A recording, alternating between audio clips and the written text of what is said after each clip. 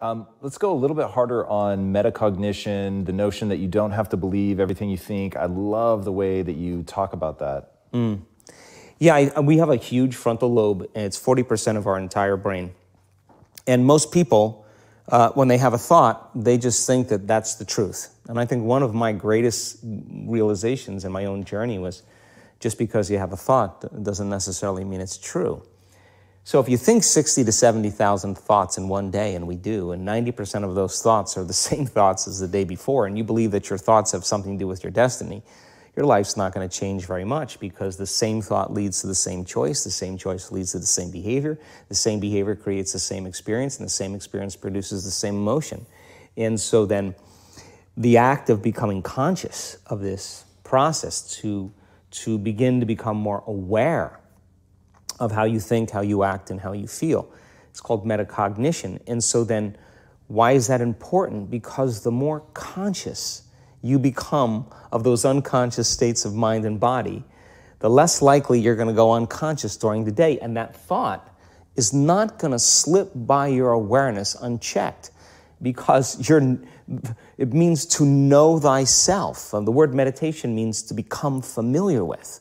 So as you become familiar with the thoughts, the behaviors, and the emotions of the old self, you're retiring that old self. As you fire and wire new thoughts and condition the body into a new emotional state, if you do that enough times, it'll begin to become familiar to you. So it's so important, just like a garden.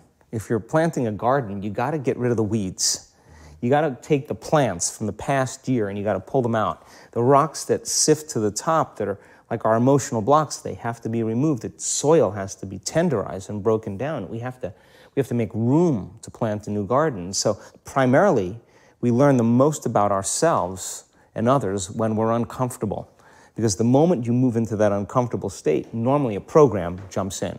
When that program jumps in, it's because the person doesn't want to be in the present moment and engage it consciously. So when you teach people how to do that with a meditative process, it turns out that when they're in their life, they're less likely to emotionally react. They're less likely to be so rigid and believe the thoughts they were thinking.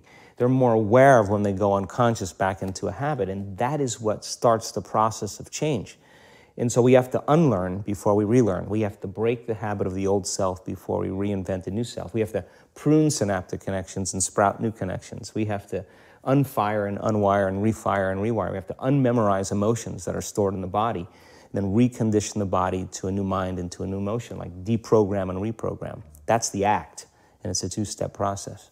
Yeah, I like the way that you call that out as an action. There was another thing that you said that I thought was really powerful about how insights themselves are essentially inert. They don't do anything.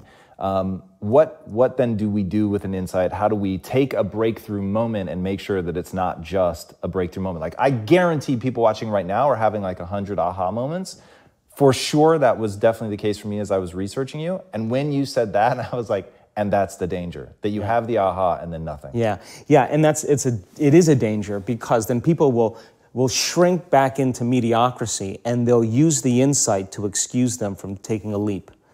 They'll say, yeah, I have a chemical imbalance in my brain. Yeah, my father was really overbearing. He was a perfectionist. That's why I am the way I am. People, they come up with stuff to excuse themselves. The insight is actually giving them permission to stay limited. And it's an amazing idea, because they'll say to you that they really want to get over their anxiety.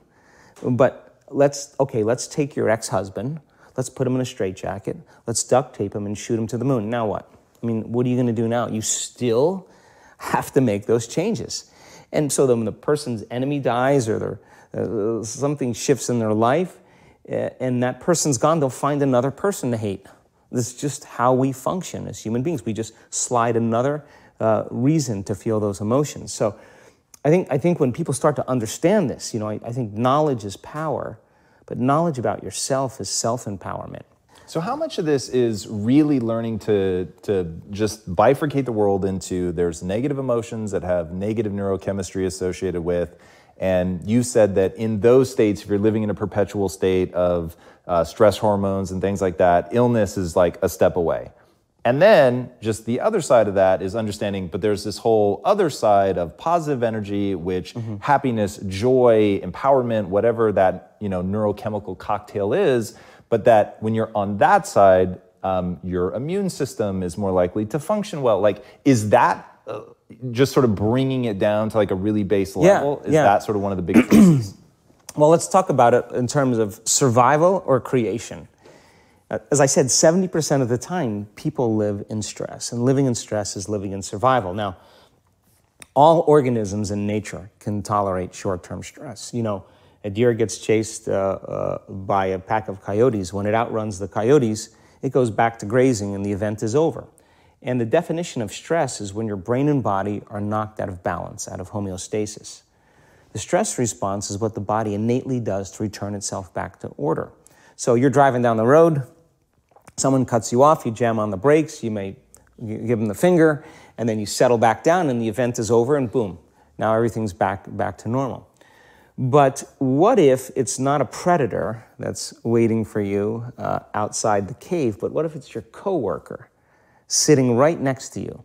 And all day long, you're turning on those chemicals because they're pushing all your emotional buttons. When you turn on the stress response and you can't turn it off, now you're headed for disease because no organism in nature can live in emergency mode for that extended period of time. It's a scientific fact that the hormones of stress downregulate genes and create disease, long-term effects. Human beings, because of the size of the neocortex, we can turn on the stress response just by thought alone. We can think about our problems and turn on those chemicals. That means then our thoughts could make us sick. So if it's possible that our thoughts could make us sick, is it possible then our thoughts could make us well? The answer is absolutely yes. So then, what are the emotions that are connected to survival? Let's name them. Anger, aggression, hostility, hatred, competition, fear, anxiety, worry, pain, suffering, guilt, shame, unworthiness, envy, jealousy. Those are all created by the hormones of stress. And psychology calls them normal human states of consciousness. I call those altered states of consciousness.